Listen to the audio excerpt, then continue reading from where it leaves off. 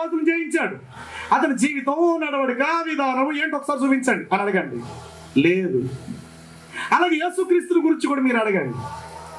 యేసుక్రీస్తు సిలువ వేయబడ్డది పైకి ఎత్తబడ్డానికి అన్నారు కదా. పైకి ఎత్తబడేటప్పుడు ఆయన వయసు ఎంత?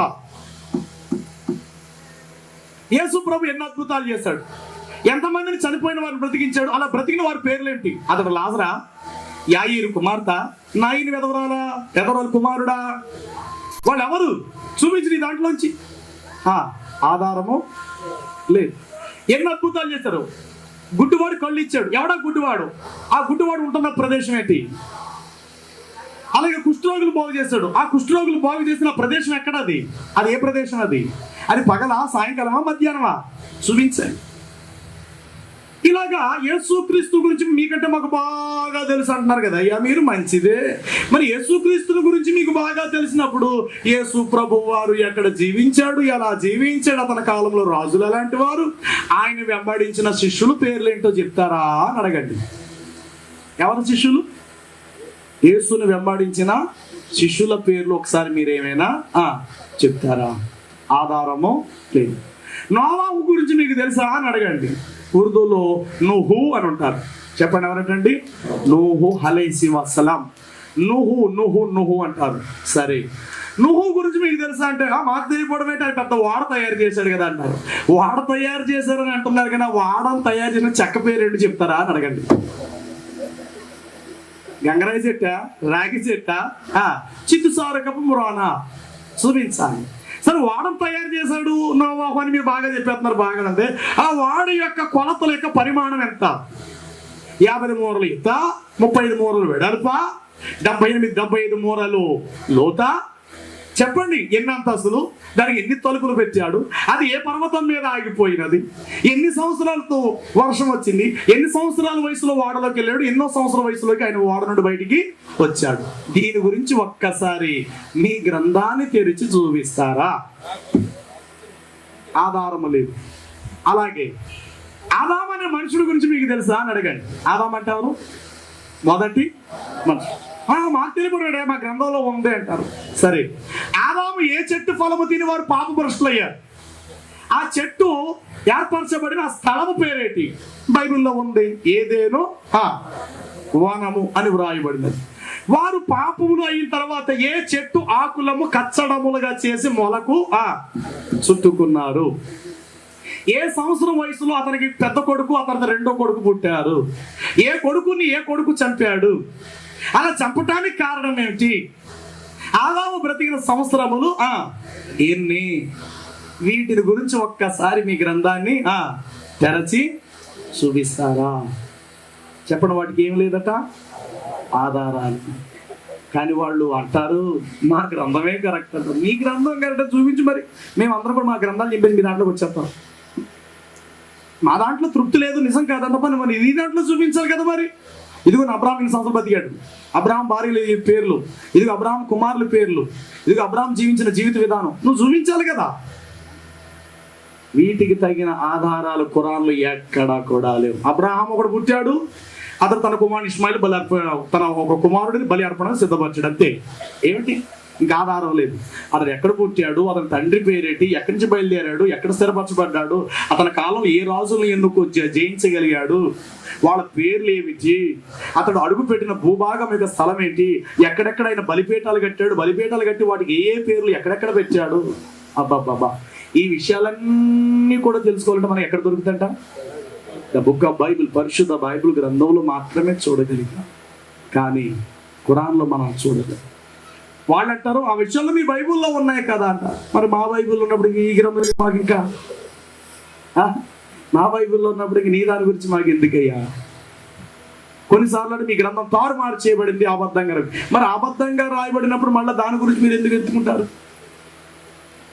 చూడండి, కొన్నిసార్లు మరి మీరు ఆలోచించారో లేదో కానీ కొన్నిసార్లు పత్రికలు రాసి బైబిల్లో ఉన్న విషయాలే వారు రాస్తున్నారు. యేసుక్రీస్తు తండ్రికి ప్రార్థించాడు, యేసుక్రీస్తు ఇలాగన్నాడు అని చెప్పేసి బైబిల్లో ఉన్న విషయాలని పత్రిక రూపాలు రాసి వాటిని ప్రింట్ చేసి ప్రజల మధ్య పంపిస్తుంది. ఏమండి, ఇవి చూస్తారు ఇలాంటి చాలా పత్రికలు. దేవుడు ఒక్కడే, దేవుడు అనేటువంటి ఒక్కడే అనేది యేసు యొక్క మాట కాదు. దయ్యాలు కూడా నమ్మి వణుకుచున్నవి. సరే, ఇలాంటి పత్రికలు రాస్తున్నారు. వీళ్ళు రాసేటప్పుడు ఎందులో విషయాలు రాస్తున్నారు చెప్పండి?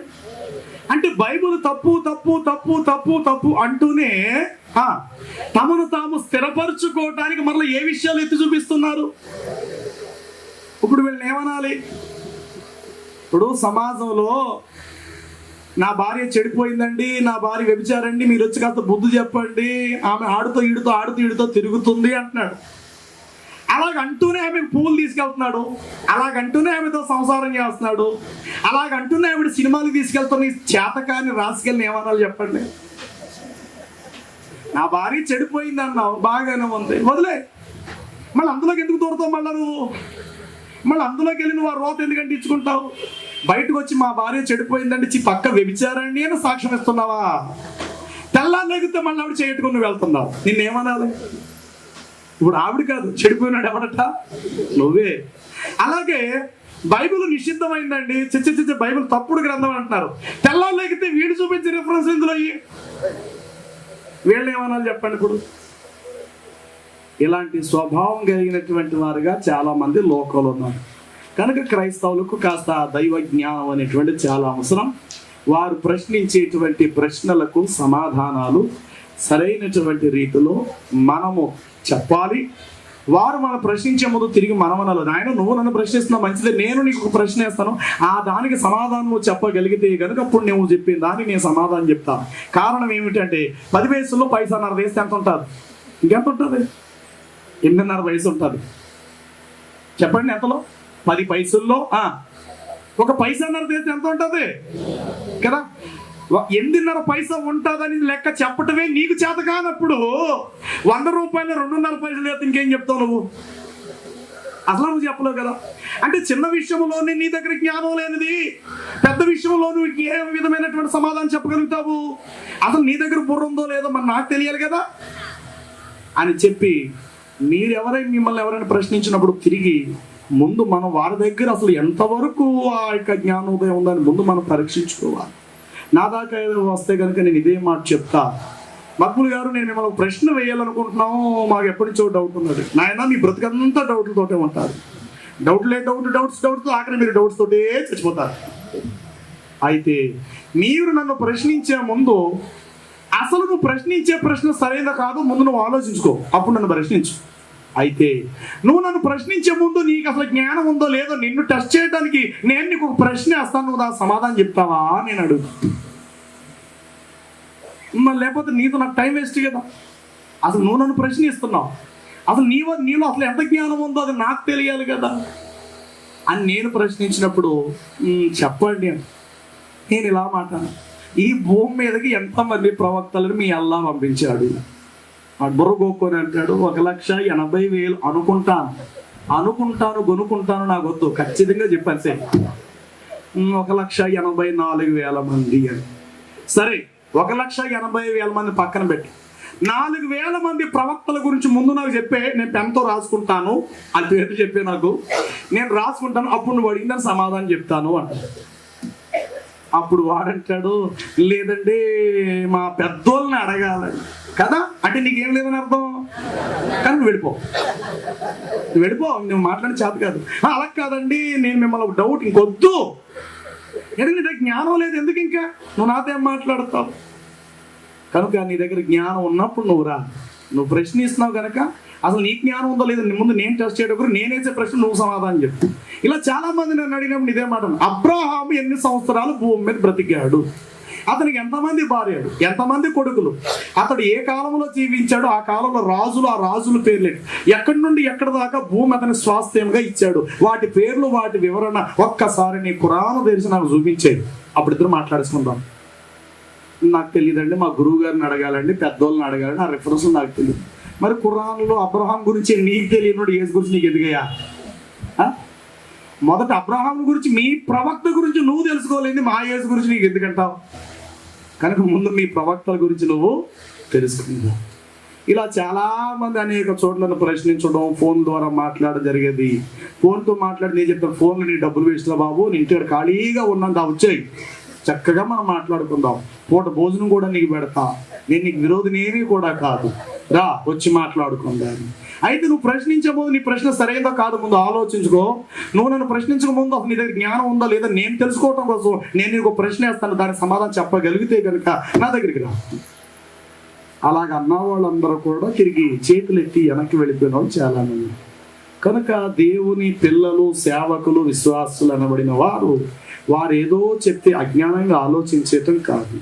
యేసు ప్రభు వారిని ప్రశ్నించే ముందు ఎవరికైనా సమాధానం చెప్పలేదు, కానీ ప్రశ్నించిన వారికే ప్రశ్నించాడు. బోధకుడా, నేను మీకు ఒక ప్రశ్న వేయబోతున్నాను అని వచ్చారు కొంతమంది. అప్పుడు ఈయన అన్నాడు, అది సరే కానీ నువ్వు మీకు ఒక ప్రశ్న వేయదును, దానికి ముందు మీరు సమాధానం చెప్పి తగలడండి అన్నాడు. అప్పుడు వాళ్ళు అన్నారు, చెప్పు నాయన అన్నారు. యోహానిచ్చు బాప్తిస్మము పరలోకము నుండి అనుగ్రహించబడినదా, లేక తనంతట తాను పురుగొల్పుకొని బాప్తిసాలు ఇచ్చేస్తున్నాడా? అప్పుడు వాళ్ళు పక్కేళ్ళు అనుకున్నారు, పరలోకము నుండి అనుగ్రహించబడినది అని అంటే మరి మీరు ఎందుకు అతను నమ్మట్లేదు అని అంటాడు పెద్ద మనిషి.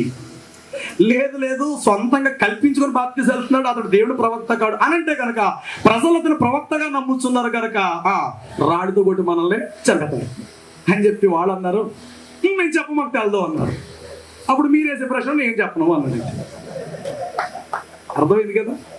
కనుక దేవుని బిడ్డలు సమయోచితము, సందర్భానుసారము జ్ఞానం కలిగి మాట్లాడు. వాళ్ళు ఏదో వచ్చేసారని చెప్పి, బ్రదర్ నీ బైబిల్ యేసుప్రభు గురించి తెలుసుకోవాలనుకుంటున్నాను, నీ యేసుప్రభు ఇలాగ తండ్రి తండ్రి తండ్రి అని ప్రార్థించాడు కదా, మరి యేసుప్రభు దేవుడు ఎలాగవుతాడు, ఈ గిన్నె నా దేవుడు తొలగించన్నాడు కదా, మరి ఆ గిన్నె అంటే మరణమే కదా, ప్రభాని పిలిచిన పరలోకానికి వెళ్ళడం ఉంది కదా, ఇలాంటి మాట్లాడినప్పుడు దయచేసి మీ బుర్రలు ఖరాబ్ చేసుకోకండి. బైబిల్ వాక్యంలో ఒక మాట రాయబడింది, ఆఖరి గడియలలో అనేక మంది అబద్ధ బోధకులు, అబద్ధ ప్రవక్తలు బయలుదేరు, వారి మనలో నుండే బయలుదేరు. అంటే అర్థం ఏంటి తెలుసా? మన చేతిలో బైబిల్ ఉన్నట్లు వారి చేతుల్లో కూడా బైబిళ్ళు ఉంటాయి అని అర్థం. వారు మనలో నుండే బయలు వెళ్ళిదిరి, కానీ వారు మన సంబంధులే గనుకైతే వారు మనతో కలిసి వందురు. ఇలాగ కొంతమంది ప్రశ్నించినప్పుడు ఆ ప్రశ్న సమాధానం చెప్పాను. మీరే నమ్ముతున్నారండి యేసుక్రీస్తుని మీకంటే మీ గొప్పగా విశ్వసిస్తున్నాను తెలుసా? అబ్బా అంత బాగా విశ్వసిస్తున్నారా అంటే, యేసుప్రభు మా ప్రవక్త అండి, అమార పైగంబర్ మా ప్రవక్త గారైనా మా యేసుక్రీస్తు వారు ఈసా మసీహ్ గారు నడిచిన మార్గంలో, రుజు మార్గంలో మేము నడుస్తున్నాం. ఆయన ఒకే దేవుడు సృష్టికర్తను సాక్ష్యం ఇచ్చాడు, ఆ మార్గంలో మేము నడుస్తున్నాం. అప్పుడు నేను అన్నాను, యేసు ఆ ఒక్క మాటే సాక్ష్యం ఇచ్చాడా? ఇది నా శరీరము, దీనిని తినండి అని యేసు చెప్పలేదా? మరి అది మీరు పాటించరా? ఈ నా నామములో బాప్తిజం పొందండి అన్నాడు, మరి అది మీరు చేశారా? తండ్రి యొక్క ఈ కుమారుని పరిశుద్ధాత్మ నామములో బాప్తిజం ఇయ్యండి అని యేసే బోధించాడు, మరి అది మీరు పాటించరా? ఒక చెంప మీద కొడితే రెండో చెంప చూపించండి యేసు సాక్ష్యం ఇచ్చాడు, అది పాటించరా? ఒకడు 1 మైలు దూరం రమ్మంటే 2 మైలు దూరం వెళ్ళమన్నాడు, అది మీరు పాటించరా? ఒకడు నీ వస్త్రాన్ని తీసుకునేటప్పుడు లోనున్న నీ అంగీని అడ్డిగింపగా దానిని కూడా విచ్చేయమన్నాడు, అది మీరు పాటించరా? అంటే యేసు దేవుడు ఒక్కడే అన్న మాటనే మీరు బేస్ అవుతూ దాన్ని ఫాలో అవుతారు, కానీ యేసు మార్గంలో నడుస్తున్నామని అనుకుంటున్నారే కానీ మరి మిగతా యేసు చెప్పిన బోధ మీరు పాటించరా? నా నామములో మీరు అడగండి నేను మీకు ఇస్తానన్నాడు. ఏనాడు యేసు నామములో మీరు ప్రార్థించారా? యేసు నామములో మీరు బాప్తిజం పొందారా? ఏం అక్కర్లేదు అంటే ఏం అక్కర్లేదు, కానీ తండ్రి అని యేసు చేసిన ప్రార్థన ఒక్కటే చాలట. ఇలాగా కొంతమంది లోపలు చాలా మంది బయలుదేరుతున్నారు. కనుక అట్టి వారి ఎదుట మనము చాలా జ్ఞానవంతులమై, బలవంతులమై ప్రభు ఎదుట నిలబడాలి. సరే, నేను ముగిస్తున్నాను. ముగించే ముందు బైబిల్లో ఒక శ్రేష్టమైనటువంటి విషయాన్ని నేను మీకు చెప్పి ముగిస్తా. ప్రశ్న సేవకులకి, యేసు ప్రభు వారు ఈ భూమి మీద ఉన్నప్పుడు ఒక మాట చెప్పారు, ఆ గడియ పరలోకమందున్న తండ్రికి తప్ప పరలోకమందలి దూతకైనను కుమారునికైనను తెలియదు అన్నాడు. ఎవరా కుమారుడు చెప్పాలి? 24వ అధ్యాయం మత్తయి సువార్తలో ఆ మాట రాయబడి ఉంటుంది.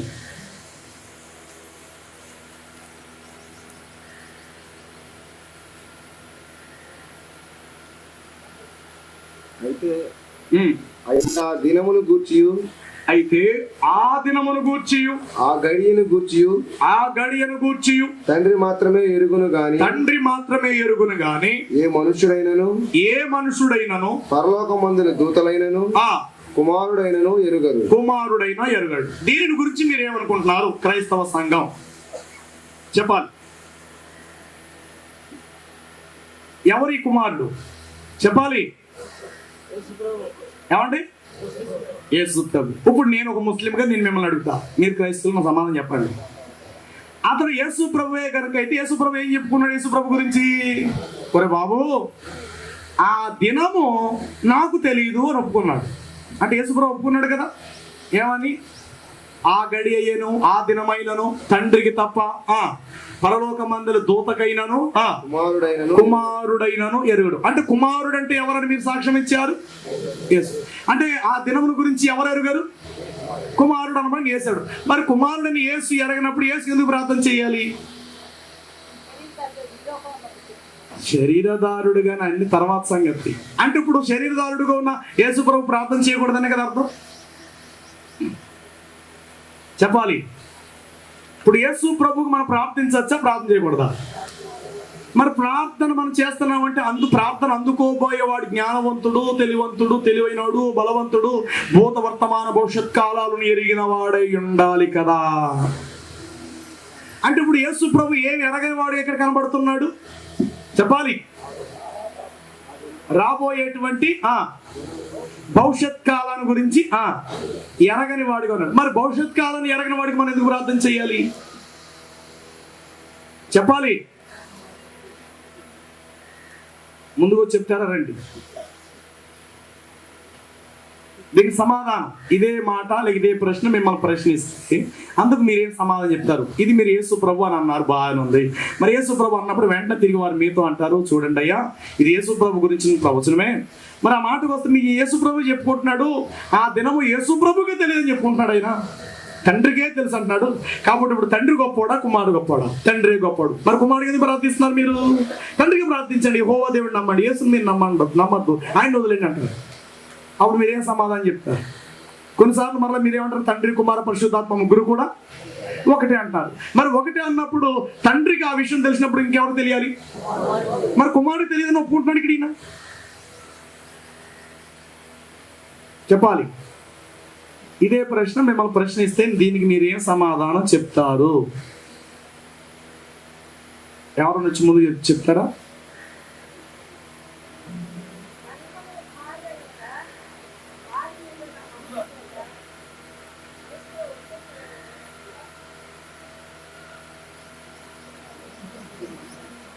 తల్లిగారు ఏదో చెప్పారు, మంచిది, వారికి తెలిసింది.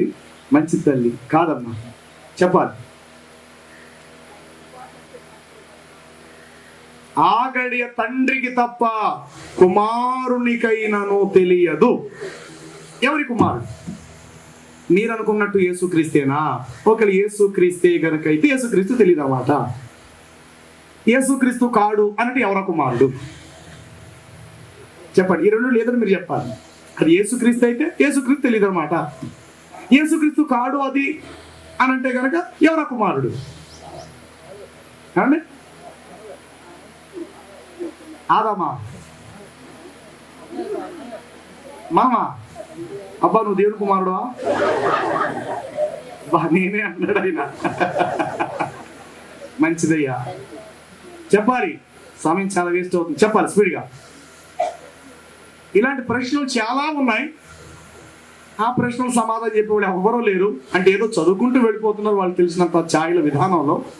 కనుక దేవుని బిడ్డలు అనబడిన మనం ప్రతి విషయాన్ని కూడా క్షుణ్ణంగా ఆలోచించి పరిశోధించి దాని లోతు ఎత్తు ప్రతిదీ కూడా ఆలోచించబద్దులమై ఉన్నాం.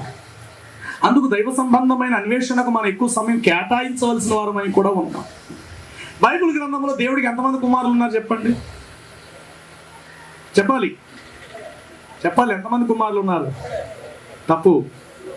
ఆదాము దేవుని కుమారుడు, ఇశ్రాయేలు జ్యేష్ఠ కుమారుడు, సమాధానం పరచువారు ధన్యులు వారు దేవుని చెప్పండి దేవుని కుమారులు అనబడదు. ఎఫ్రాయిం నా జ్యేష్ఠ కుమారుడు అన్నాడు. ఎఫ్రాయిము నా కుమారుడు అన్నాడు. ఇశ్రాయేలు నా జ్యేష్ఠ కుమారుడు అన్నాడు. దేవదూతలు దేవుని కుమారులు. యేసుక్రీస్తు చెప్పండి, దేవుని కుమారుడు. తర్వాత సమాధానపరిచేవారు దేవుని. ఎంతమంది కుమారులు వచ్చారు ఇప్పుడు చెప్పాలి? దేవునికి ఎంతమంది? చాలా మంది ఉన్నారు కుమారు. దేవదూతలు, ఇశ్రాయేలీలు, ఎఫ్రాయిము, అదే విధంగా చూసుకుంటే యేసుక్రీస్తు, భూమి మీద సమాధానపరిచేవారు. అందరూ కూడా ఎవరై ఉన్నారని చెప్తుంది ఇక్కడ బైబిల్? దేవుని కుమారులే. అయితే వాస్తవానికి 24వ అధ్యాయంలో అయితే 36వ వచనం, అయితే ఆ దినమును గూర్చి ఆ గడియను గూర్చి తండ్రి మాత్రమే ఎరుగును గాని ఏ మనుషుడైనను, పరలోకమందలి దూత అయినను, కనీసం కుమారుడైనను ఎరుగడు. ఎందుకు యేసు ప్రభు ఈ మాట అనవలసిన అవసరత ఆయనకు ఎదురైంది? ఈ మాటను బట్టి కొంతమంది ముస్లింలు అంటారు, చూసారా మీ యేసు ప్రభు ఎలా చెప్తున్నాడు ఇక్కడ? రాబోయే రాకడే మీ యేసు ప్రభువు తెలియదట, ఆ గడి ఆ సమయం కూడా తెలీదు. మరి తెలియలేనోడికి మీరు ఎలా దండం పెడుతున్నారు? తెలుసున్న వాడికి దండం పెట్టండి, ఆయనే సృష్టికర్తనే యెహోవా దేవుడు. మీ యేసు ప్రభువుకు తెలీదు. యేసు ప్రభు వారు ఈ మాట అనటం చేత పూర్వ ప్రవక్త ప్రవచించిన ఒక విలువైన ప్రవచనాన్ని ఆయన నెరవేర్చాడు. ఇప్పుడు రండి, జకరియా గ్రంథం 14వ అధ్యాయం 7వ వచనం. జకరియా గ్రంథం 14వ అధ్యాయము 7వ వచనం. త్వరగా 14:7 వచనం. ఆ దినము ప్రత్యేకమైనదిగా ఉండును. చాలండి. ఆ దినము ఒక ప్రత్యేకమైన దినముగా ఉండును. అది యెహోవాకు తెలియబడిన దినము. అది యెహోవాకు తెలియబడిన దినము. యెహోవాకు, బాగా వినాలి ఈ మాట, అది యెహోవాకు మాత్రమే తెలియబడిన దినము. పగలు కాదు, అది పగలు కాదు, రాత్రి కాదు, మీరు అనుకున్నట్లు అది రాత్రి కాదు. అస్తమయ కాలమున వెలుతురు కలుగును. కలుగును. ఆ దినమున జీవజలములు. చాలండి. ఆ దినము ఎవరికి తెలియను చెప్పండి? ప్రవచనం ఇది. శిష్యులు ఇదే మాట అడిగారు, బోధకుడా ఆ దినమును గురించి మాకు చెప్పు అన్నారు. ఇప్పుడు యేసు ప్రభు నోరు తెరిచి ఒకవేళ ఆ దినమును గురించి ఒక స్పష్టంగా చెప్పేసేసాడు అనుకోండి, ప్రవచనము నిరార్థకమవుద్ది. బాగా అర్థం చేసుకోండి ఈ మాట. ప్రవచనం ఏమవుద్ది? ఎందుకు? ప్రవచనంలో ఏమని రాయబడినది? ఆ దినము ఎవరికి తెలియబడిన దినం అని ఉంది ఇక్కడ. తండ్రికి మాత్రం, అంటే యెహోవాకే తెలియబడిన దినం అన్నాడు. ఆ మాట యూదులకు తెలుసు, జకర్యాలో ఈ మాట ఉంది అని. ఇప్పుడు యేసు ప్రభు ఆ మాట గురించి స్పష్టమైన సంగతి తెలియవచ్చాడు అనుకోండి, ఆ ప్రవచనాన్ని నేను ఏం చేస్తున్నాడు అయ్యాడు ఇప్పుడు చెప్పండి? కొట్టివేయబడి నవ్వుతాం. రెండవదిగా ఆయన చెప్పేసేసాడు అనుకోండి, ప్రజలు సిద్ధపడిపోతారు. అంటే 2000 సంవత్సరాల క్రితం యేసు ప్రభు గారు చెప్పేశాడు ఏమని? ఓ నా శిష్యులారా, రాబోయేటువంటి 2010లో చెప్పండి, ఎప్పుడంటే రాబోయే 2010లో జనవరి 14వ తారీఖు నేను వచ్చేస్తున్నాను అన్నాడు అనుకోండి. ఆ మాట పూర్తిగా బైబిల్లో యేసు ప్రభు చెప్పేశాడు అనుకోండి. జనవరి 9వ తారీఖు వరకు కూడా దొంగలుగానే ఉంటారు, వ్యభిచారులుగానే ఉంటారు, త్రాగుబోతులుగానే ఉంటారు. ఎందుకంటే అలాగ తెల్లాలి తాను వచ్చేస్తారు కాబట్టి తెల్లాలి మారు మనసు ముందు తెచ్చు. కనుక ఆ గడియను గురించి, ఆ సమయమును గురించి ఏం చేయలేదు, ఆయన చెప్పలేదు. ఇప్పుడు ఇక్కడ యేసు ప్రభు శిష్యులు యేసు ప్రభుని అడిగినప్పుడు వాస్తవమైనటువంటి సంగతి నిజంగా చెప్పాలైనా, కానీ నిజంగా చెబితే కనుక అది అక్షరార్థముగా క్రోడీకరించి, అంటే బైబిల్లో పూర్తిగా అది స్థిరపరచబడిపోతుంది. కానీ ఆయన చెప్పలేదు, కానీ కొన్ని కాలాలు గుర్తులు చెప్పాడు. ఏంటంటే, ఇదిగో వసంతకాలము వచ్చినప్పుడు అంజూరపు చెట్టు చిగురంచును అని మీరు ఎరుగుదురు కదా, అప్పుడు ఆయన ద్వారమందే నిలిచి ఉన్నాడని మీరు తెలుసుకోరడి అన్నాడు. రెండోది, గర్భిణులకును పాలిచ్చు స్త్రీలకు శ్రమ అని చెప్పాడు. గర్భిణీ స్త్రీలు అంటే ఎవరు? నిజంగా గర్భిణీ స్త్రీలని కాదు కాక, గర్భిణీ స్త్రీలనగా ఆత్మ సంబంధమైన బిడ్డలను కనుచున్న సంఘములకు శ్రమ. పాలిచ్చు స్త్రీలకు శ్రమ అన్నాడు. ఎవరి పాలిచ్చు స్త్రీలు అంటే వాక్యం అనే పాలతో పెంచుచున్న సేవకులకు శ్రమ. ఆ దినము గర్భిణులకును పాలిచ్చు స్త్రీలకు శ్రమ అని చెప్పాడు. రెండోదిగా, గద్దలు ఎక్కడ దాని అంటాడు కదా, ఏంటది? పీనుగు ఎక్కడ ఉండనో అక్కడ గద్దలు పోగగును అన్నాడు. ప్రస్తుతం అది జరుగుతుంది. ఏమిటా పీనుగు అంటే, చచ్చిన స్థితి ఎక్కడైతే ఉందో అక్కడ ప్రజలు తండోపతండాలుగా వెళుతూ ఉన్నారు. సినిమా థియేటర్స్ ఖాళీ ఉండట్లా, ఫుల్గా వెళ్తున్నారు. క్లబ్లు ఖాళీగా ఉండట్లా, వ్యభిచార గృహాలు ఖాళీగా ఉండట్లేదు, అలాగనే బార్స్ ఖాళీగా ఉండట్లేదు, రెస్టారెంట్స్, హోటల్స్ ఖాళీగా ఉండలేదు. అదే విధముగా నిజ దైవ సంబంధమైన వాక్యము చెప్పలేని బైబుల్ మిషన్స్, కొన్ని స్వస్థతా సంఘాలు ఉన్నాయి. ప్రజలు తండోపతండాలుగా వెళుతున్నారు. పీనుగు ఎక్కడ ఉండునో కానీ సత్యవాక్యమును బోధించే సంఘాలు నిర్దిన ఖాళీ ఉంటున్నాయి. చెప్పండి, ఎందుకంటే జీవము ఎక్కడైతే ఉంటుందో బ్రతుకున్న దాన్ని గద్దలు తినలేవు. దేని తింటాయి గద్దలు? చచ్చిన దాన్ని తింటాయి. పీనుగు ఎక్కడుండనో గద్దలు పోగలను. ఈ దినాన అనేక దినాల నుండి కన్నీళ్లతో సంఘం కట్టి, మోకాళ్ళ మీద కట్టి, యథార్థమైన వాక్యాన్ని బోధించి, ఇదిగో మీరు ఇలాగైతేనే పరలోక రాజ్యానికి వెళతారు, మీ వేషధారణ దేవుడు పనికిరాదు, మీరు కానుకలు తేకపోయినా పర్లేదు, మీ జీవితాలు దేవుడికి ముఖ్యం, మీరు ఈ విధంగా జీవించాలి అని దైవజనుడు బల్లగుద్ది చెప్తే ఆ సంఘానికి ప్రజలు రారు, ఆ సంఘానికి వెళ్ళారు. మీరు ఎవరితోనన్నా తిరగండి, ఎలాగైనా జీవించాలి. సినిమా థియేటర్కి వెళ్ళదు, కేబుల్ వైరింగ్ చూసి సినిమాలు చూడండి, తప్పేం లేదు. ఏమండి, మీకు స్వస్థతే ముఖ్యం, యేసుని నమ్ముకోండి, మీకు బంగారం వస్తుంది, యేసుని నమ్ముకోండి, మీకు పంటలు పండుతాయి, యేసుని నమ్ముకోండి, మీకు అజ్జరితే ఇజ్జరితే అన్న సంఘాలు ఎక్కడా ఖాళీ ఉండట్లు. మీకు అర్థమైంది కదా? అలాంటి సంఘాలు ఖాళీ ఉండట్లా, పులోమని వెళ్ళిపోతున్నారు తండోపు తండాలుగా. దేవుని వాక్యం బల్లగుద్ది చెప్పే చోట ప్రజలు రాలేకపోతున్నారు. ఒక గంట మోకాళ్ళ మీద అలా నిలబెట్టింది, మోకాళ్ళ మీదే నిలబెట్టి కన్నీళ్ళు గచ్చి ప్రార్థన చేయండి అంటే ఆ సంఘానికి రారు. స్వాంజీ సీట్లు ఉండి మెత్తగా ఉండి 8:30కి వెళ్ళి 9:30కి వచ్చేయాలి మళ్ళీ ప్రార్థన నుంచి. అలాంటి సంఘాలు ఎంత టైం మెయింటైన్ చేస్తారు, ఎంత వేగంగా వెళ్ళి వచ్చేస్తారు. వీటిని గురించి ప్రభు చెప్పాడు, పీనుగు ఎక్కడ ఉండునో అక్కడ గద్దలు పోగొగుతాయి. జీవము లేని చోట ప్రజలు ఎక్కువ ఉంటారు, జీవము గల చోటికి ప్రజలు రాలే. అంత్య దినమందు నేను విశ్వాసులను కనుగొందునా, తక్కువైపోతారు. కనుక ఆ దినములలో పాలిచ్చు స్త్రీలకు, స్త్రీ అనగా సంఘానికి సాదృశ్యము, పాలిచ్చు స్త్రీలకు, గర్భిణీలకు శ్రమ అని చెప్పాడు. ఎవరా గర్భిణి అంటే ఆత్మీయ బిడ్డలను కన్నీటితో కంటున్నటువంటి సంఘాలకు, సంఘ సేవకులకు శ్రమ. వాక్యం అనే పాలతో పెంచుచు సంఘాన్ని క్రీస్తు కొరకు సిద్ధపరుస్తున్న సంఘాలకు శ్రమ. ఇలాంటి కొన్ని సూచనలు చెప్పాడే తప్ప తగిన డేట్ ఆయన ఇచ్చేలా, తగిన సమయము ఆయన ఇవ్వలేదు. శిష్యులు అడిగారు, ప్రభా ఆ సమయము, ఆ యొక్క దినము ఎప్పుడు అని. అప్పుడు యేసు ప్రభు నోరుని ఆయన, జకరియా గ్రంథము 14 ఉన్న మాట నన్ను అడుగుతున్నారా బాబా ఇప్పుడు, కానీ అది ఇప్పుడు నేను చెప్పటానికి వీలు లేదు. ఎందుకంటే అక్కడ రాయబడింది ఏమని, ఆ గడి ఎవరికి తెలియనో తండ్రికే తెలియనన్నది. కనుక ఇప్పుడు ఆ మాట నేను నెరవేర్చాలంటే నేనేం చెప్పాలి? ఆ మాట నేను నెరవేర్చాలంటే నేనేం చెప్పాలి? ఇప్పుడు అది తండ్రికే తెలియను తప్ప కుమారుడికైనానో ఆ మాట చెప్పినప్పుడే దాన్ని నెరవేర్చిన వాడు అవుతాడు. అర్థమైంది కదా మీకు? అర్థమైంది అన్న చేతులు ఎత్తండి. ఆ గడియ తండ్రికే తెలియను తప్ప కుమారుడికి తెలియదు అన్న మాట ఎందుకన్నాడు అంటే, చేత కాని వాడే కాదు, చేతనైన వాడై ఉండి కూడా ప్రవచనాన్ని నెరవేర్చబద్ధుడై ఉన్నాడు. ప్రవక్తల వచనములనైనను ప్రవచనాలనైనను కొట్టివేయటానికి నెరవేర్చాలి. అయితే అక్కడ ప్రవక్త ఏం చెప్పాడు? ఆ దినమది యెహోవాకు మాత్రమే తెలిసినటువంటి దినము.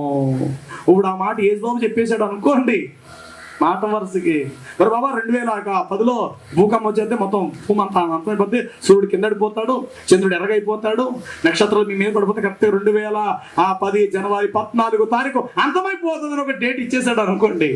అప్పటి వరకు విచ్చలవిడిగా జీవించిన వాళ్ళు తెల్లారిగితే 10వ తారీఖుగా సిద్ధపడిపోతారు. మీ అందరికి ఒక మంచి మనిషిని పరిచయం చేయాలని ఆశపడుతున్నాను. మీరు అక్కడక్కడ పెద్ద పెద్ద సెంటర్స్ లో బోర్డులు మీరు చూసుంటారు, లహరి కృష్ణ మనిషి కుమారుడు అని. చేతులు ఎత్తండి చూసాను అన్నవారు. లహరి కృష్ణ మనుష్య కుమారుడు. క్రైస్తవులు ఎదురు చూసే యేసుక్రీస్తు, ముస్లింలు ఎదురు చూసే మహమ్మద్ ప్రవక్త, హిందువులు ఎదురు చూసే శ్రీమన్నారాయణుడు కల్కి బాబా అని చెప్పేసేసి అక్కడక్కడ బోర్డులు పెట్టారు. ఆయన వాతావరణం ఏమని తెలుసా? నల్ల కోతి ఉంటుంది చూసారా, నల్ల కోతి లేక ముఖం ఇలా పెట్టుకొని ఆడి ముఖానికి ఒక కోటు. ఏమండి, వాస్తవం చెప్తున్నాను వినండి. అతడు ఒకప్పుడు మంచి ప్రార్థనా పరుడు, అతడు ఒకప్పుడు మంచి భక్తిపరుడు, అతడు ఒకప్పుడు చనిపోయే పరిస్థితుల్లో ఉన్న వారిని ప్రార్థిస్తే అద్భుతంగా బ్రతికించబడ్డారు. అతడు ప్రసంగం చేస్తే చూస్తుండగా కన్నులు ఎర్రని చింత నిప్పులుగా మారిపోయాయి. అంతటి అద్భుతమైనటువంటి బెన్ని అయిక గతంలో ఒక మహాభక్తుడు ఉన్నాడు, ఆయన బ్రహ్మహీన్ గారు కదా. ఎస్, ఆయన ప్రసంగం చేస్తుంటే ఒక హస్తం వచ్చి వాస్తవానికి ఆయన మీద నిలిచేది. ఆయన కూడా చనిపోయినటువంటి వారిని ఆనాడు ఆయన బ్రతికించాడు. ఇంచుమించు అదే కోవకు అదే పరిస్థితిలో ఉండేటువంటి ఈయన కూడా చనిపోయారు అనేటువంటి వారిని కూడా ప్రార్థన చేసి ప్రభునామలో బ్రతికించాడు. లహరి కృష్ణ అనబడిన ఆయన ఎన్నో అద్భుతాలు, ఎన్నో స్వస్థలు చేశారు. ప్రజలు ఆయన విశ్వసించడం మొదలెట్టారు. ఒక దినం ఆయన డేట్ ఇచ్చాడు, ప్రభు 3 రోజులు వచ్చేస్తున్నాడు, మనందరం వెళ్ళిపోతాము అనేసి. ప్రభువు వచ్చేస్తున్నాడు. అది ఎక్కడ కాదు, మెడ్రాసులో అనుకుంటా. ఏమంటే ఎక్కడండి? ఎస్ మెడ్రాసులో. ఎస్, 25,000 మందిని సమకూర్చాడు. ఆయన డేట్ ఇచ్చేసాడు, పలానా టైంలో యేసు ప్రభు వచ్చేస్తున్నాడని. అప్పుడు వీళ్ళు అనుకున్నారు, అయ్యి బాబోయ్, ఇన్ని అద్భుతాలు చేసినటువంటి ఈ మాట చెప్తున్నాడు అని అంటే ఇందులో అనుమానం లేదు, నిజంగానే యేసు ప్రభు వచ్చేస్తాడు అనుకొని అందరూ ఒక స్థలానికి వచ్చేసారు. 1 రోజు అయింది, 2 రోజులైంది, 3 రోజులైంది, యేసు బాబు రాలా. అప్పుడు ప్రజలు అడిగారు. ఆ టైంకి ఈయన కింద నుండి కొండ మీదకి మెల్లిగా పైకి ఎక్కువ వచ్చాడు. ప్రజలన్న, అయ్యా, అయ్యగారండి, పాస్టర్ గారండి, గురువు గారండి, ఏడి మన యేసు బాబు వచ్చేస్తున్నారు, మనందరినీ తీసుకెళ్ళిపోతారన్నారు, ఒక ప్రత్యేకమైనటువంటి సంఘాన్ని మనకి సంఘంగా ఏర్పరచుకుంటున్నాడు, ఏడు యేసు ప్రభు ఏడండి అని అడిగారు. అప్పుడు ఆయన అన్నాడు, మీరు ఎవరిని చూస్తున్నారు? ఆయనే యేసు అన్నాడు. అయిపోయింది, ఫిలిం కాలిపోయింది. మీరు ఎవరినైతే చూస్తున్నారో ఆయనే నేనే యేసు క్రీస్తుని, మనిషి శరీరం దాల్చుకొచ్చిన మనుషు కుమారుడను నేనే. కొంతమంది ఇదేందయ్యా బావా, నిన్నటి వరకు యేసునామములో ప్రార్థన చేయండి అన్నా నువ్వే, ఇప్పుడు నువ్వు యేసు ప్రభు అని చెప్పుకుంటున్నావు, నువ్వేదో చూస్తుంటే క్రీస్తు విరోధులా కనబడుతున్నావు అంటే కళ్ళు ఎర్ర చేశాడు. మీరింతవరకు నేను చేసే అద్భుతాలు మీరు చూడలేదా అంటే చూసాం అన్నారు. అద్భుతాలు నేను చేశానంటే నేను చేయలా, నేనే యేసుని, యేసే నేను అన్నారు. ఆ మాట చెప్పినప్పుడు నిజమైన వాక్యం మీద కట్టబడిన వారు వెంటనే అతను విడిచిపెట్టి బయటకు వచ్చేసారు. అతని మోజులో, అతని మత్తులో పడిపోయిన వారు కొందరు అతనికి లోబడిపోయారు. అతని పేరుట ఈ రోజు కీర్తన పుస్తకాలు కూడా విడుదల చేశారు. స్తోత్రము లహరి, స్తోత్రము లహరి, భూమి ఆకాశము సృష్టించిన లహరి నీకు స్తోత్రాలు చెప్పి పుస్తకాలు, కీర్తన పుస్తకాలు ఏమండి VCDs రిలీజ్ చేశారు. రకరకాల రీతులుగా క్రైస్తవ సంఘాలకు అవి పంచిపెడుతూ ఉన్నారు అనేక చోట్ల. ఓ క్రైస్తవులారా, గుడ్డి క్రైస్తవులారా, మీరు ఎదురు చూస్తున్న యేసుక్రీస్తు ఈ కలికి బాబా ఈయనే. అబ్బా, ఈ విధముగా వాడు తను తాను ప్రత్యక్షపరుచుకుని మనుషు కుమారుడిగా వాడు అనేకులను మోసచెడు. ప్రారంభంలో అతను చాలా మంచి భక్తిపరుడి, తుదుకు అపవాది శైతానుడు అతను పట్టుకొని క్రీస్తుకు పూర్తిగా విరోధమైన మార్గంలోకి అతన్ని తీసుకెళ్ళిపోవడం జరిగింది. యోధ ఎలాగైతే ప్రభుతో ఉండి ప్రభుకే విరోధం అయిపోయాడో అలాంటి జీవితాన్ని కొనసాగించాడు ఈ లహరి కృష్ణ. కానీ యేసుక్రీస్తు ప్రభు వారు అలా డేట్ ఇచ్చేలా, ఆ ప్రవచనం నెరవేర్చబడాలి కనుక ఆయన అన్నాడు ఏమని, ఆ గడియ తండ్రికి మాత్రమే తెలుగు. ఎందుకు అన్నాడు అంటే జకర్యా ప్రవచనం ఏం చేయాలా, 14 ఏళ్ళది నెరవేర్చాలి. అందుకు ప్రభు ఆ మాట అనవలసిన అవసరత వచ్చిందే తప్ప యేసు చేత కాని వాడే, తెలివి తక్కువ వాడే ఆ మాట అనలేదు. ఎందుకంటే భూత వర్తమాన భవిష్యత్ కాలంలో ఉండేవాడు ఆయనే. నేను మొదటి వాడను, కడపటి వాడను, జీవించేవాడను, మృతుడనైతిని, కానీ ఇదిగో నేను యుగ యుగములో, అబ్బా, నేను సజీవుడని చెప్పిన వాడు నాకు తెలియదన్నమాట ఎందుకన్నాడు అని అంటే అక్కడ ప్రవచనం అబద్ధమైపోతుంది అని చెప్తే. కాబట్టి ఆ దినం వెలుగు కాదు, అంధకారము కాదు, అది యెహోవా మాత్రమే తెలుసుకున్న దినం అని చెప్పాడు. కనుక ఆ ప్రవచనం నెరవేర్చడం కోసం యేసు ప్రభు ఆ మాట. కనుక ఎవరైనా మిమ్మల్ని ఈ విధముగా ప్రశ్నిస్తే గనుక వెంటనే తిరిగి మీరు ఇలా చెప్పండి, ఓయ్ నాయన, యేసు ప్రభు మాట అన్నందుకు కారణం పలానా జకరీల ప్రవచనాన్ని ఆయన నేర్పించాడు. నువ్వు అనుకున్నట్లు యేసు ప్రభు తెలివి తక్కువవాడు, తెలియని అజ్ఞానం మాత్రం కాదు నాయన, తెలుసుండే ఆయన ఈ మాట చెప్పగలిగాడని మీరు చెప్పాలి. కాబట్టి ప్రియులారా, మరి ఇక నేను ఈ కూడికను ఈ దినకాలం మరి ముగించడం జరుగుతుంది ఇంతటితో. తిరిగి రేపటి దినం ప్రభు చిత్తమైతే ఎల్లుండి దినం కూడా మనం కలుసుకుందాం. ఈ కూడికైన తదంతరం అంటే అయిన తక్షణమే విన్న వాటి విషయములో, నిన్న విన్న వాటి విషయములో లేక క్రొత్త సంగతులు మీకేమైనా సరే అనుమానాలు ఉంటే గనుక వెంటనే మీరు వాటిని క్లియర్ చేసుకోండి. వాటిని చెప్పడానికి ప్రభు నాకు సహాయం ఇచ్చారు కనుక నేను ఇప్పుడు మీకు తెలియపరుస్తా. ప్రార్థన చేసుకొని ముగించుకొని తదుపరి మీరు వేసే ప్రశ్నలు సమాధానం చెప్తాను. ప్రేమగల తండ్రి, మీకు వందనాలు. మీ సన్నిధి మాతో ఉంచారు, మీ స్తోత్రాలు. ప్రవక్త యొక్క లక్షణాలు అలాంటివి, ప్రవక్తను ఎవరు ఎన్నుకోవాలి, ఎలా ఎన్నుకుంటారు అనేటువంటి విషయాలను ప్రభువా తేట తెల్లగా మాకు తెలియపరిచారు. తండ్రి, నీకు వందనాలు. నీవెంతటి మహోన్నతుడో మాకు తెలియపరిచారు. నీకు స్తోత్రాలు చెల్లించుకుంటున్నాం ప్రభువా. ఈ మాటల బిడ్డల హృదయాల్లో ఫలింపచేసి వారు క్రీస్తు యొక్క బండ మీద స్థిర విశ్వాసులై బలముగా కట్టబడి ఆత్మ సంబంధమైన మందిరముగా సజీవరాళ్ళుగా కట్టబడి అనేక ఆత్మలను క్రీస్తు శిలువ చెంతకు నడిపించే బలమైన బిడ్డలుగా వారిని స్థిరపరచు. ఘనత మహిమ మీకు చెల్లిస్తూ యేసు నామములో ప్రార్థించి వేడుకొనుచున్నాం తండ్రి. ఆమేన్. మంచిది. సరే, మీలో ఎవరైనా ప్రశ్నించేవారు ఉంటే కనుక అది ఆలోచించి నన్ను ప్రశ్నించండి. నన్ను ఎవరైనా ప్రశ్నిస్తే నేను కూడా మిమ్మల్ని ప్రశ్నిస్తున్నాను. సంగతి మాత్రం మీరు మర్చిపోవద్దు.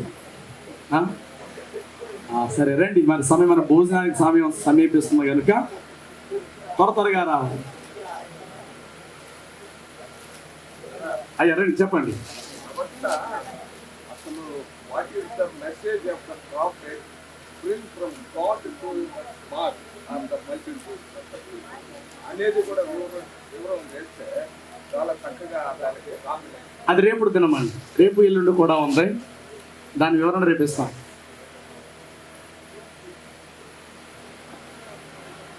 చెప్పాలి.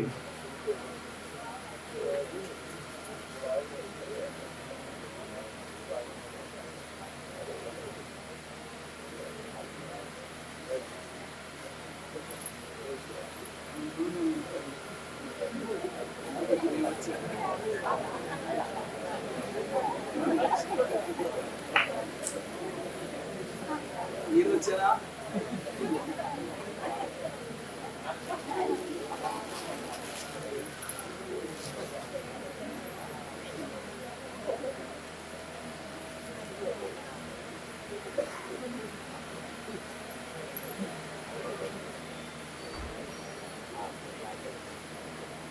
మంచిది. సహోదరులు చక్కని విషయాలు తెలియవచ్చారు. కోట్లాది ముస్లిములు అల్లాను సృష్టికర్తగా ఆరాధిస్తూ ఉన్నారు. ఆ నమ్మకంతోనే లక్షలాది మంది మరణించిరి. వారి యొక్క గమ్యస్థానం ఏమిటి? చివరికి వారి ముగింపు స్థితి ఎక్కడ? ప్రియులరా, ఈ మాట చెప్పును చూస్తే దేవుని బిడ్డలుగా నిజంగా మనం చాలా భాగ్యవంతులు అని నమ్మాలి. ఆయన అనాది సంకల్పం, ఆయన ఉచిత ప్రణాళిక, ఆయన ఉచితమైన కృప, ఆయన ప్రణాళిక మన పట్ల ఉంది. అయితే నా తండ్రి ఒకరిని ఆకర్షిస్తేనే తప్ప వారి నా యొద్దకు రారు అన్న మాట బైబిల్లో చాలా బలమైనటువంటి మాట. అయితే వాస్తవానికి అల్లా అన్న మాట తప్పు కాదు. అల్లా అనగా అరబిక్ భాష నుండి తెలుగులో గనుక దాన్ని తర్జుమా అనువాదం చేస్తే పూజింపదగిన ఏకైక దేవుడు, అల్లాహు అక్బర్, దేవుడు గొప్పవాడు అని చెప్పొచ్చు. ఆయన మాత్రమే పూజింపదగిన దేవుడు అని అర్థం. అయితే ఈ లోక అపవాది కూడా కొందరిని తన వైపుకు వశపరుచుకోవటానికి దైవము కాని దానిని దైవముగా భావింప చేస్తూ మనుషులను తన వైపుకు లాక్కుంటూ ఉన్నారు. దీని ముగింపదశి ఇక దేవుడే ఎరుగునుగాక. వారికి ఏ స్థితి ఏర్పాటు చేస్తాడనేది మనకు తెలియదు. బైబిల్ చెప్పిన దాన్ని బట్టి మనం ఫాలో అవ్వాలి తప్ప బైబిల్ని ప్రక్కన బట్టి దయచేసి మనం ఏ మాట మాట్లాడు. బైబిల్ ఎక్కడ సైలెంట్ అయిందో, ఎక్కడ ఏదైతే చెప్పాడో దాన్ని మనం అనుసరించాలి. అయితే వారి గమ్యం ఏమిటి అనేటువంటిది ఇక దేవుడే ఎరుగుతాడు. వాస్తవం ఏమిటంటే వారి రక్షణ కొరకు ప్రార్థించవలసిన బాధ్యత మన మీద ఉన్నది. యేసు ప్రభు ఒక మాట చెప్పారు, యోహాను సువార్త 16వ అధ్యాయం మొదటి మాటలో, మీ హృదయములు కలవరపడకుండానట్లు నేను ఈ సంగతులు మీతో చెప్పుచు, మిమ్మలను చంపు ప్రతివాడు తాను తన దేవునికే సేవ చేయుచున్నాను అని అనుకునే కాలం వచ్చుచున్నది. వారు నన్నును తండ్రిని తెలుసుకొనలేదు గనుక మిమ్మల్ని చంపివేస్తుంటారు. అలాగూ మిమ్మల్ని చంపు దినములు వచ్చినప్పుడు నేను మీతో ముందుగా చెప్పినాని ఆ దినమందు మీరు జ్ఞాపకం చేసుకునండి అన్నారు. ఈరోజు ఉగ్రవాదులు కానీ, తాలిబాన్, ఆల్ ఖైదా అనబడిన వారే కానీ బాంబులు పెట్టి ఇలాగ ప్రజలు చంపేస్తూ వాళ్ళు కూడా చచ్చిపోతున్న కారణం ఏంటో తెలుసా? ఖురాన్లో ఒక మాట ఉంది, అల్లా కొరకు మీరు చనిపోతే స్వర్గంలో అల్లా విలువైన స్థానాన్ని మీకు ఇస్తాడు. అల్లా కొరకు నువ్వు చనిపో. అల్లాను నమ్మిన వారు మాత్రమే దేవుని దృష్టిలో యోగ్యులు. అల్లాను కాక మీరు ఎవరిని పూజించినా వారు దేవునికి పూర్తి శైతాన్ మార్గంలో నడుస్తున్న విరోధులు. అలాంటి వారిని నువ్వు చర్య తీసుకో, అలాంటి వారిని చంపినా తప్పులేదు అని చెప్పి ఖురాన్లో పలు చోట్ల వ్రాయబడింది. దీన్ని వీరు జిహాద్గా పోల్చుకున్నారు. బైబిల్ చెప్తుంది, పాపిలో ఉన్న పాపాన్ని చంపి పాపిని పరిశుద్ధుడిగా చేయి, ఇది యథార్థం. కానీ మన వాళ్ళు ఏం చేస్తున్నారంటే మనుషులనే లేపెత్తున్నారు, ఆఖరికి వాళ్ళు కూడా లేచిపోతున్నారు. ఏమనుకుంటున్నారంటే 10 మంది మిమ్మల్ని చంపినట్టు నేను ఒకటి చచ్చిపోతే నాకు నష్టం ఏంటి, అల్లా నాకు స్వర్గం ఇచ్చేస్తాడు అని ఈ విధమైన చీకట్లో ఉండి ప్రపంచ వినాశనానికి దారితీస్తూ అనేక మంది హతమైపోతూ ఉన్నారు. కాబట్టి వారి యొక్క ముగింపు దశ ఇక దేవుడే ఎరుగును గాక.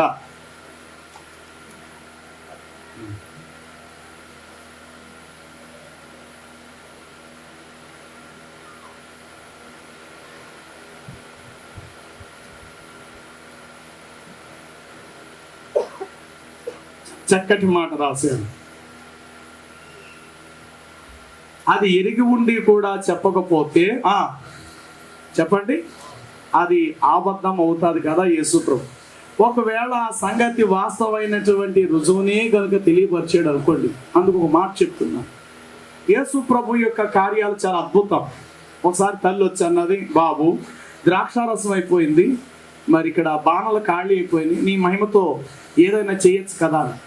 ఒకే మాట అన్నాడు, అమ్మా నా సమయం ఇంకనో రాలేదు, అది నీకు అనవసరం, ఆ గడియ సమయం గురించి నీకు తెలియదు, నా సమయం ఇంకా రాలేదు అని. మరి రాలేదన్నవాడు వెంటనే ఎందుకు చేసేసాడు? ఆమె ఇలా పక్క తిరిగింది, నీళ్ళతో నింపండి అని కదా, అదని చిత్తం అంతే. సమయం రాలేదు అన్నాడు, ఆమె ఒక్క అడుగు ఇంకా వేయలేదు, వెంటనే శిష్యులతో ఏమన్నాడు, మీరు వెళ్ళి ఆ బాణాలను నీళ్లతో నింపుడి అని. అంటే నా సమయం రాలేదన్నవాడు వెంటనే ఆ మాట చెప్పాడు, మీరు వెళ్ళి ఆ బాణాలను నింపండి. యేసు ప్రభువు చెప్పారు, మనుషుడుగా ఉండి ఆ గడియ తండ్రికే తెలియనన్న మాట ఎందుకు అన్నాడు అని అంటే, ఆ మాట ఆయన అనకపోతే ప్రవచనాన్ని కొట్టివేసిన వాడు అవుతాడని చెప్పాను. మరలా అదే చెప్తున్నాను, ఆ మాట నెరవేర్పు కొరకు యేసు అలా అనవలసిన అవసరత వచ్చింది. వాస్తవానికి యేసుకు తెలియక కాదు. అర్థమైందా? ఇందా చెప్పిందా మరలా చెప్పినాను. అలానే తెలుసు, కానీ ప్రవచనం నెరవేర్చబడాలి. అలా నెరవేర్చబడకుండా ఒకవేళ ఈయన చెప్పేసాడు అనుకోండి, అందుకు మీకు చెప్పాను, ఇగో రాబోయే 2010లో ఆ గడియ వచ్చేస్తా, సమయం వచ్చేస్తాను అన్నాను అనుకోండి, అందరూ అప్పుడు సిద్ధపడిపోతారు. కానీ బైబిల్ ఏం చెప్తుందంటే, ఏ దినము ఎప్పుడు ఏమి సంభవించను నీకు ఇదే ఫస్ట్ నుంచి దేవుడు చెప్పుకున్నాడు, దాన్ని మనం ఫాలో అవ్వాలి. కనుక ఆయన ఒక సమయాన్ని స్పష్టంగా చెప్పలేదు, కానీ కొన్ని ఉదాహరణలు చెప్పాడని మీకు చెప్పాను. అంజూరపు చెట్టు గురించి, గర్భిణీల గురించి, పాలిచ్చు స్త్రీల గురించి, పీనుగుని గురించి, గద్దల గురించి కొన్ని ఉదాహరణలు చెప్పాడు. అవి జరుగుతున్నాయి కనుక ఆయన త్వరలో రాబోతున్నాడు అని మనం నమ్మాలి. అంతవరకు సమయము డేటు అనేటువంటిది బైబిల్లో ఇవ్వలేదు, అది తండ్రికే తెలియను అన్నాడు కనుక ఆ ప్రవచనం నెరవేర్చాలి కనుక ఆయన అలా అనవలసిన అవసరం వచ్చింది. సరే అయితే ఇంకా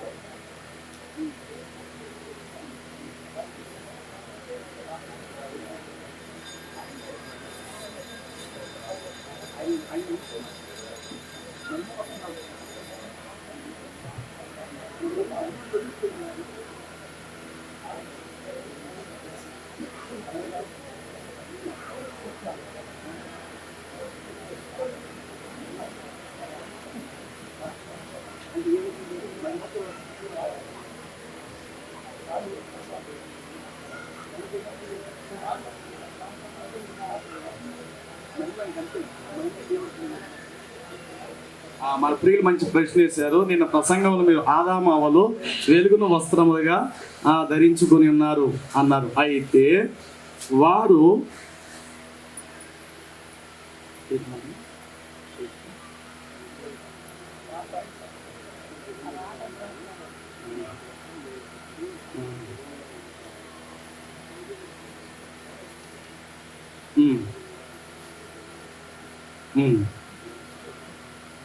బైబుల్ మనకి ఏదైతే చెప్తుందో దాన్నే మనం ఫాలో అవ్వాలి.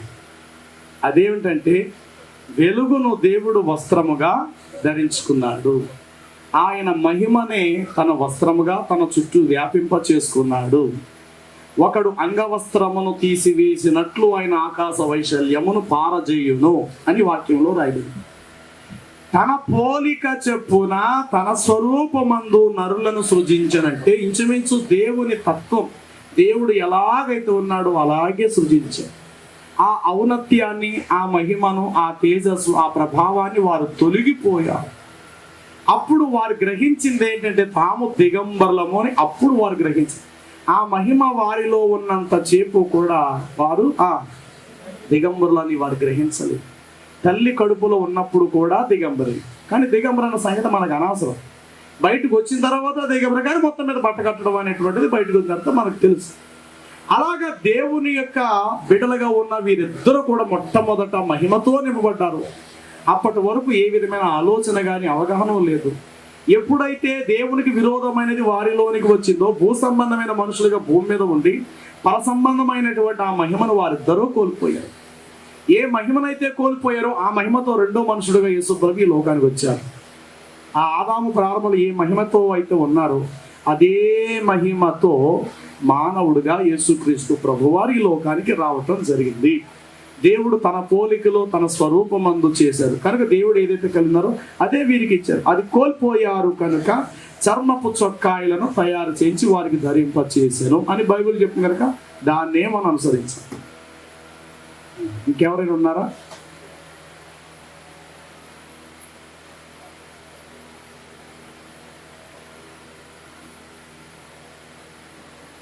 సరే, ముగింపు ఆశీర్వాద ప్రార్థన చేసుకుందామా?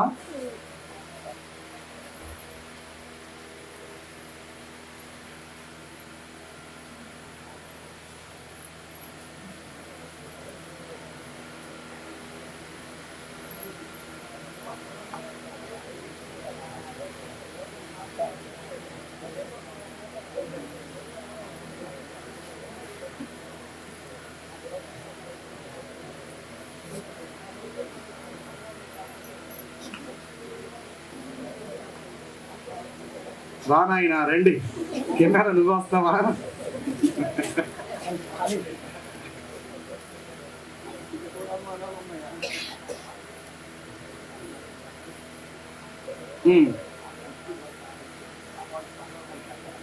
అబ్బా, బాప్టిస్టు సంఘాలన్నీ పరలోక ప్రార్థన చేయాలి. ఏ లోదర సంఘాలు చేయవా? బాప్టిస్ట్ సంఘం చేయాలి. బాప్టిస్ట్ సంఘం ఎక్కడి నుంచి వచ్చింది? లోదరం నుంచి వచ్చింది. బాప్టిస్ట్ సంఘము పరలోక ప్రార్థన చేయక మునిపే లోదరం సంఘం పరలోక ప్రార్థన చేయటం లోదరం వాళ్ళు తెలుసు.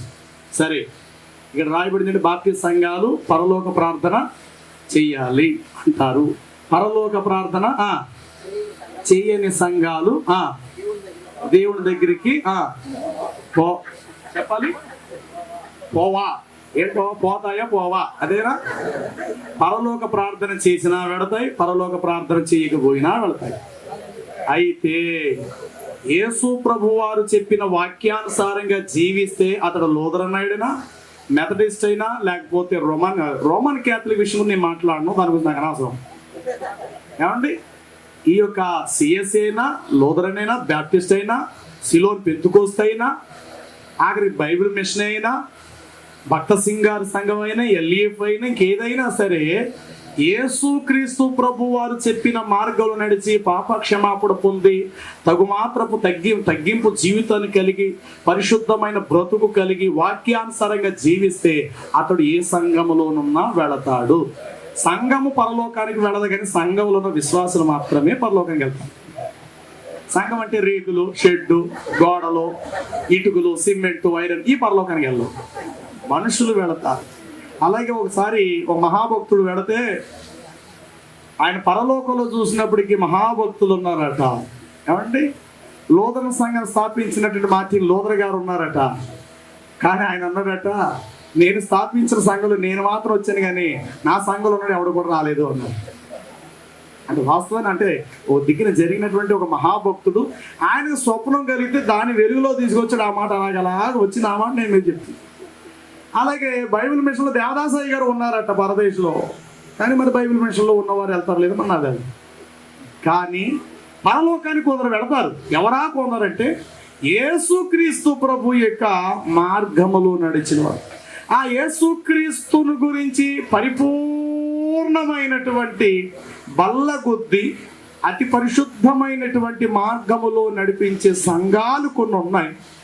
అది భక్త సింగారు, ఎల్ఈఎఫ్, కొన్ని ఇండివిజువల్ సంఘాల్లో బల్లగుద్ది ఖచ్చితంగా బోధిస్తారు. ఆచార వ్యవహారంలో కానీ, ఫారెన్ ఫండ్స్ తీసుకునేటువంటి వారిలో కానీ రబరబరబ అని చెప్పి ఏ భాషలో కేకలు అరుపులు చేసి ఒంటి మీద బట్టలంతా కూడా దొర్లించేసేసుకొని ఇలాంటి సంఘాలు పరలోకానికి వెళ్ళిపోతాయని నేను చెప్పలేను. నేను ఖచ్చితంగా చెప్పగలుగుతాను, భక్త సింగారు గ్రూపులో ఉన్న క్రమం మంచిది. ప్రార్థన విధానం, కన్నీటి ప్రార్థన, మోకాళ్ళు, ఎల్ఈఎఫ్ వాక్యానుసారంగా ఉంటారు. పాపాన్ని ఖండితంగా ఖండిస్తారు. పాపపు ఒప్పుకోలు, పరిశుద్ధ జీవితం. ఇప్పుడు మీరు అనొచ్చు, ఈ రెండు నిన్నగా మొన్న వచ్చిన సంఘాలు కదండి, మరి ఇంతకుముందు ఎప్పుడూ ఉన్నాయి కదా ఈ బ్యాప్టిస్ట్ సంఘాలు, లోదరను, సిఎస్ఏ, అందులో ఉన్న వాళ్ళందరూ కూడా నరకలు పోతారు అని కూడా మీరు నన్ను అడగచ్చు. బ్రదరన్, జీడిఎం, ఇలా చాలా ఉన్నాయి. నేనేం చెప్తున్నానంటే ప్రస్తుత కాలంలో వాక్యం మీకు సమృద్ధిగా దొరకాలంటే ఇలాంటి సంఘాలు దొరుకుతాయి. అయితే ఆచార వ్యవహారాలతో ఇప్పుడు పెంతుకోస్తోడు ఉన్నారు. వాళ్ళు ఏమంటారంటే నువ్వు భాషలు మాట్లాడితే పరలోకానికి వెళ్తావు అంటారు. కానీ బైబిల్ చెప్తుంది భాషలు మాట్లాడితే పరలోకానికి వెళ్తాడని లేదు. మారు మనసు నుండి పాపక్షమాపణ పొంది ప్రభు చిత్తులు నడిచిన వాడు పరలోకానికి వెళ్తాడు. ఏమండి, కొంతమంది ఉన్నారు నువ్వు హల్లెలూయా అన్నా కానీ నువ్వు పరలోకానికి వెళ్ళమంటే చర్చ క్రైస్తవుడు. మరి వాడికి ఏం చేతులు బాధో ఏంటో కానీ. మరి కొంతమంది ఉన్నారు వారేం చెప్తారంటే హల్లెలూయా అంటే కింద కూడా హల్లెలూయా అంటారు. అది పచ్చి తప్పు, ఆ మాట అనకూడదు. సేవకుడు హల్లెలూయా అనేటప్పుడు కింద ఉన్న సంఘము దేవునికి స్తోత్రం అన్న మాట వాడాలి. లేక దైవజనుడు పైన ఉన్నటువంటి వ్యక్తి దేవునికి స్తోత్రం అనేటప్పుడు క్రింద ఉన్నవారు హల్లెలూయా అనే మాట వాడాలి. అంత హల్లెలూయా అంటే దేవుడు స్తుతించండి. అదే విధంగా మీరు కూడా హల్లెలూయా, నేను కూడా హల్లెలూయా అంటే ఇంతకు స్తుతించేది అవరు. ఏమండి, ఇదేదో ఎలాగోళంగా ఉంటుంది కనుక తప్పు. కనుక సందర్భానుసారంగా దేవునికి హల్లెలూయా మాట వాడాలి. సమయోచితంగా సందర్భానుసారంగా దేవునికి స్తోత్రం అని చెప్పాలి. అంత తప్ప మా ఆయన అత్తమారు తనేసేవాడు దేవుని స్తోత్రం, మా ఆయన మీద నేను కూడా కిరసాలు వేసాను అగ్గిపోలేసాను దేవుని స్తోత్రం, పక్కింటి ఆవిడ వచ్చి నన్ను చుట్టెట్టుకుంది అనేసింది దేవుని స్తోత్రం. ఏంటది అంత వేళ కొలవ. చాలా అపవిత్రమైనటువంటి రీతిలో మాట్లాడతారు కొంతమంది. అంటే మా ఆయన చచ్చిపోయాడు దేవుని స్తోత్రం అంటుంటారు. కనుక అంటే వారికి ఇంకా ఊత పదంగా స్తోత్రం హల్లెలూయా అనేటువంటి కనుక అవి మానుకోవటం మంచిది. సమయోచితం సందర్భానుసారంగా ప్రభువుకు మహిమార్థమై ప్రతిదీ కూడా చెప్పాలి. ఒకప్పుడు నేను పచ్చి దొంగనే దేవుని స్తోత్రం ఏంటది, ఒకప్పుడు నేను 10 మందిని చంపేశాను చెప్పండి దేవుని స్తోత్రం అంటుంటారు. అది పచ్చి తప్పు, అలా అనద్దు. కనుక అప్పుడు చర్చ్ ఆఫ్ క్రైస్ట్ ఉన్నారు అసలు స్తోత్రమే అనద్దు అంటారు. హల్లెలూయా అన్న మాట అంటే ఇక వాడికి దయ్యం పట్టింది అనేటువంటి సంఘాలు కూడా ఉన్నాయి. సరే, ఏది ఏమైనప్పటికీ వాక్యానుసారంగా జీవించిన వారు పరలోకానికి వెళ్తారు. పరలోక ప్రార్థన అనేటువంటి 11 మెట్లు ఉన్నాయి. పరలోక ప్రార్థన ఇది మా చర్చిలో ఒక్కొక్క ఆదివారము అవసరతను బట్టి అలా తెలియబడుతూ గత 2-3 నెలలు అయిందనమాట. పరలోక ప్రార్థనలో విధానం ఒక మాట చెప్పి నేను ముగిస్తా. పరలోకమందున మా తండ్రిని ప్రార్థించడం యేసుప్రభు చెప్పారు కదా. అసలు ఆయన పరలోక తండ్రి అని అనేటప్పుడు కుమారుని యొక్క స్థానాన్ని మనం కలిగి ఉన్నామా లేదని తెలుసుకుని మనం మాట అనాలి. నీకు అర్థమైందా? అంటే కుమారుని యొక్క స్థానం ఏమిటో అది తెలుసుకోకుండా తండ్రి అని తెలుసుకోవడానికి నీకు అధికారము లేదు అని చెప్పటం కొరకే యేసు ప్రభు ఆ మాట అనవలసిన అవసరం వచ్చింది. అసలు తండ్రికి కుమారుడికి మధ్య ఉన్న సంబంధం ఏంటో అది మీరు తెలుసుకున్నారా? అది తెలుసుకున్నప్పుడే మీరు ఆయన తండ్రి అని సంబోధించడం మీరు సరిపోతారు. అది లేకుండా ఆయన లక్షణాలు వేరు, నీ లక్షణాలు వేరు, ఆయన విధానం వేరు, నీ విధానం వేరు అన్నప్పుడు నువ్వు ఆయన తండ్రి అని పిలవడానికి ఏ అధికారం ఉంది? ఏమీ లేదు. కనుక ఆ నీతి గల బలమైన ఆ అనుభవంలో నీ నడిపించడం కోసం యేసుప్రభు ఒక్కొక్క మాట అనుకుని జరిగినమాట. నీ చిత్తం నెరవేర్చుగాక అన్నాడు. పరలోకమందు నీ చిత్తం నెరవేర్చు, భూమి మీద నీ చిత్తం నెరవేర్చబడం కాక. దేవుని చిత్తం అసలు ఏమిటి అది ముందు మనం తెలుసుకోవాలా. నీ రాజ్యం వచ్చిన కాక. నీ రాజ్యం రావటం ఏంటి? ప్రస్తుతం దేవుని రాజ్యం మీ మధ్య ఉంది అన్నాడు. దేవుని రాజ్యం అంటే ఏంటి? భోజనం పానము కాదు కానీ నీతియు సమాధానం పరిశుద్ధాత్మ ఎందాలి ఆనందములైనది. అంటే ఆ దేవుని రాజ్యమే మనంగా భూమి మీద కట్టాలి, దేవుని రాజ్యాన్ని. ఇలాగ ఒక్కొక్క మాటకు చాలా విలువైనటువంటి 2 గంటల వర్తమానం తండ్రి అనేదానికి. నీ రాజ్యం, నీ చిత్తం, అనుదిన ఆహారం, మా అతిక్రమలు క్షమించబడినట్లు, ఇలా ఒక్కొక్క దానికి 11 మెట్లు ఉన్నాయి. 11 మెట్లు ఒక్కొక్క మాట మీద 2 గంటల ప్రసంగాలు ఉన్నాయి. కనుక ఇది అలవాటుతో చేసినటువంటి ప్రార్థన కాదు. అలా చేసినంత మాత్రం ప్రయోజనం లేదు, అలా చేసినంత మాత్రం తప్పు అని కూడా నేను చెప్పను. మంచిది.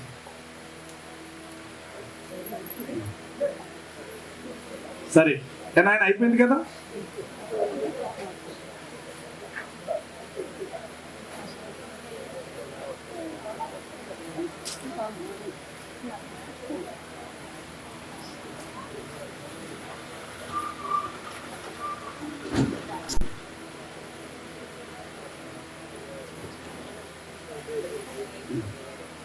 మన దృష్టిలో కలగలేదు. 2వ దినం, 3వ దినం, 4వ దినం అనేది ఇక్కడ ఏం రాసుకొచ్చారంటే, సూర్యుడు 4వ దినమున కలిగితే, మొదటి దినమును, 2వ దినమున, 3వ దినమున, 4వ దినమున అస్తమయము ఉదయము ఎలాగా కలిగాయి. చాలా చక్కటి మాట. మన దృష్టిలో కలగదు, ఆయన దృష్టిలో కలిగి, అంతే. మీకు అర్థమైందా? మీకు అర్థమైందా? మన జ్ఞానంతో మనం ఆలోచిస్తే మనకు అన్నది అంతే. బైబిల్ మనకు అలా చెప్తుంది కదా, దాన్ని ఫాలో అవటమే. దేవుడు దృష్టిలో అలా జరిగినది. కొన్నిసార్లు చూడండి, సూర్యుడు అస్తమించిన తర్వాత కూడా వెళ్తుంటుంది. మీరు చూసారో లేదో, సూర్యుడు దిగిపోయిన తర్వాత కూడా వెలుతూ చాలా వరకు ఉంటుంది. అస్తమయము ఉదయము కాగా ఒక దినం ఆయన. అస్తమయం ఒక దినం. ఎప్పటి నుంచి ఎప్పటి వరకు అంటే సాయంకాలము నుండి అస్తమయము నుండి ఉదయము కాగా ఒక దినం ఆయన. దేవుని దృష్టిలో ఆయన కలుగు చేసాడు అంతవరకే. దాన్నే మనం ఫాలో అవ్వాలి. అంత సైన్స్ ఎలా చెప్తుందంటే, కొన్నిసార్లు సైన్స్ కి దైవత్వానికి కలుస్తుంది, కొన్నిసార్లు సైన్స్ దైవత్వానికి పూర్తిగా వ్యతిరేకం. దాన్ని మనం అనుసరించవద్దు. బైబిల్ మనకి ఏదైతే చెప్తుందో అలా ఫాలో అవుతుంది. దేవుని యొక్క వాక్యాన్ని ఎంత బలముగా మనం నమ్మాలో తెలుసా ప్రియులారా? ఒక దినాన్న ప్రపంచ శాస్త్రజ్ఞుడు ఒక ఆయన, దేవుడు లేడని చెప్పేటువంటి ఒక నాస్తికుడు, ఒక సమయమందు దేవుని వాక్యానికి పట్టబడ్డాడు. ఆయన దేవుని వాక్యాన్ని గ్రహించాడు, దేవుని వాక్యాన్ని విశ్వసించాడు. ఆ తర్వాత సేవకు సమర్పణ చేసుకున్నాడు. దినాలు గడుస్తున్నాయి. మిగతా వారితో అతడు వేరైపోయాడు. బాగా వినండి, మిగతా వారితో అతడు వేరైపోయాడు. ఒక దినాన ఆయనతో పాటు కలిసి పనిచేసేటువంటి శాస్త్రజ్ఞుల్లో కొంతమంది ఒక దినాన ఆయన ఇంటికి రావడం జరిగింది. వచ్చి ఆయన ప్రశ్నించారు, ఏమయ్యా, మాకు ఆలోచన ఇచ్చి నడిపించే ఇంత తెలివైన వాడివి, ఇంత బుద్ధిహీనంగా దేవుడు ఉన్నాడని చెప్పి అజ్ఞానంలోకి వెళ్ళిపోయావా? మన పునాది ఏంటి? దేవుడు లేడని చెప్పే పునాది కదా. అలాంటిది దేవుడు ఉన్నాడని నువ్వు చెప్పడం ఏంటి? ఎంత అజ్ఞానం అన్నట్టు. నేను నీకు ప్రశ్న వేస్తాను, సమాధానం చెప్తావా అన్నాడు. ఏమిటి అన్నాడు. అన్నట్టు నీ బైబిల్లో యోనా అనే గ్రంథం ఉంది కదా, ఒక మనుషుడేంటి చేప కడుపులో 3 రోజులు ఉండడం ఏంటి? ఇది ఎంత పచ్చి తప్పు. కనుక ఇది మీ బైబిల్లో అబద్ధంగా రాసుకున్నారు. చేప కడుపులో మనుషుడు ఏంటి? ఆ మనుషుడు లోపల ఉన్న దాని యాసిడ్ పవర్ని బట్టి, లేకపోతే లోపల ఉన్న హీట్ని బట్టి అతడు ఆహారంగా మారిపోవాలి కదా, పదార్థం అయిపోవాలి కదా. అవ్వకుండా ఎలా ఉన్నాడు? కనుక అంత మనుషుడు చేప కడుపులో ఉండడం ఏంటి? ఇది తప్పు అని. అప్పుడు ఆయన ఏమన్నాడు తెలుసా? అయ్యా, మీరు ఎన్నన్నా చెప్పండి, బైబిల్లో రాయబడింది చేప కడుపులో మనిషి ఉన్నాడు అని. అయితే అదే బైబులు పెద్ద చేప వచ్చి ఒక మనుషుడు కడుపులో ఉన్నది అని అన్ని బైబిల్లో ఆ మాట కూడా నేను నమ్ముతాను అన్నాడు. నీకు అర్థమైందా? చేప కడుపులో మనుషుడు ఉన్నాడని ఉంది, నేను నమ్మాను. అదే బైబిలే కనుక ఇలా చెప్తే ఏమని, పెద్ద చేప వచ్చి ఒక చిన్న మనుషుని యొక్క కడుపులో పెద్ద తిమింగలు వచ్చి చిన్న మనుషుడులో ఉన్నది అని బైబిల్లో ఆ మాట కూడా నేను నమ్ముతాను. బైబిలు నా ప్రాణము. దాన్ని నేను విశ్వసించాను, దాని ద్వారా నాకు పరలోక రాజ్యం. మీరు ఎన్నెన్న మెలుగులు పెట్టాను, ఎన్ని వంకర్లు పెట్టి నన్ను లాగినా సరే నేను వెనక్కి వచ్చేటువంటిది లేదు అనేసి ఆ సేవకుడు చెప్పడం జరిగింది. ఒకప్పుడు అతడు శాస్త్రజ్ఞుడు, దేవుడు లేనటువంటి చెప్పేటువంటి ఒక నాస్తిక సిద్ధాంతం కలిగినటువంటి వ్యక్తి.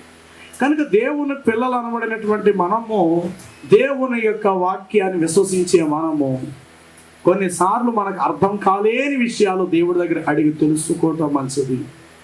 అలా అర్థము కాకపోతే దేవుడి దగ్గర అడిగి ఏదో ఒక దినమందు దేవుడు దానికి తప్పనిసరిగా సమాధానము చెప్తాడు. ఈ విషయంలో ఎవరు రాశారు ఒకసారి పైకి లెగుతారా? చాలా సంతోషం అయ్యా. తప్పనిసరిగా దేవుడు ఇంకా మీకు బయలుపరుస్తాడు. ఇలాంటి ఆలోచన మీకు వచ్చినందుకు. మానవ దృష్టి ప్రకారంగా చూస్తే సూర్యుడు లేకుండా దినము కలగదు, కానీ దేవుని దృష్టి ఎలా కలుగు చేశాడు అనేది మనకు రాదు అంతే. అస్తమయం నుండి ఒక దినం అంటే 24 గంటలు కేటాం. మన దృష్టిలో అయితే 24 గంటలు లెక్కేస్తాం ఒక దినం నుండి. ఆయన దృష్టిలో 4 దినాలు ఎలా కలిగినాయి ఇంకంతే. ఎలా కలిగినాయి అంటే పౌలు చెప్తాడు 11వ అధ్యాయం హెబ్రీ పత్రికలో ఏమని, పదార్థము లేక ఏ సృష్టి యావత్తు కూడా కలిగింది. అది ఎలా కలిగిందంటే అంతే, కలుగును గాక అన్నాడు, కలిగింది. ఎక్కడి నుంచి భూమి వచ్చింది, ఎక్కడి నుంచి మట్టి వచ్చింది, ఎక్కడి నుంచి నీళ్ళు వచ్చింది మనకు తెలియదు అంతే. కానీ సర్వ విశ్వం, సర్వ సృష్టి ఆయనలోనే ఉంది. ఆయన అనుకున్నాడు, సమస్తం కలిగి. ఓకే, మంచిది.